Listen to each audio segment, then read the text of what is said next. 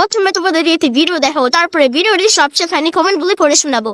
আমি বাজারে যাব আর ছেলে মেয়ের জন্য খাবার আনবো না, সেটা তো আর হয় না। ভাত আমার স্বামী কমই খায়, কিন্তু খাবার ওর জন্য ঘরে রাখতেই হবে। বাজার থেকে যে আমি কি খাবার আনবো আমার পছন্দই হচ্ছিল না। আমার পছন্দ হলে আবার সুমিরও পছন্দ হয় না। খাবার ঘরে থাকলে তখন আর খেতে চায় না, যখন খাবার ঘরে থাকে না তখন হয় ওর বায়না। আজকে দেখো কত খাবার নিয়ে এসেছি ওর জন্য, তাও যে আমার সুমি ঠিকঠাক পছন্দ হবে না। এদিকে দেখো সব খাবারগুলো আমি কৌটার মধ্যেই রেখে দিলাম। এবার সুমি আমাকে কি বলবে জানো? মা তুমি আমাকে খাবার দাও। তোকে আমি কি খাবার দেবো বল? যে খাবারটা ঘরে আছে সেই খাবারটা বাদ দিয়ে তুমি আমাকে খাবার দাও। এটা কিরকম কথা বললি? এখন আবার আমি অন্য খাবার কোথায় পাবো? সুমি আমাকে বলল, আমি জানি না, তুমি কোথা থেকে এনে দেবে, খাবার এনে দাও। এদিকে ওর জন্য আমি গরম গরম চপ শিকানাও এনেছিলাম। আর নতুন গুড় কিনতে একদমই ভুল করি না, কারণ আমার ছেলে নতুন গুড়ের সবকিছুই খেতে ভালোবাসে, আর পিঠে তো ওর সব থেকে প্রিয়। তাই গুড়ের সাথে একটা নারকেলও নিয়ে আসলাম। এখন এই শীতকালে খেজুরের গুড় দিয়ে পিঠেই বলো আর পায়েসই বলো, খেতে সবই ভালো লাগে, কারণ খেজুরের গুড়টা যে সব সময় পাওয়া যায় না। এদিকে গরম গরম চপ সিঙ্গারা তাড়াতাড়ি আমি সুমিকে খেতে দিয়ে দিলাম। আর সুমি খাবার পেয়ে তো খুবই খুশি।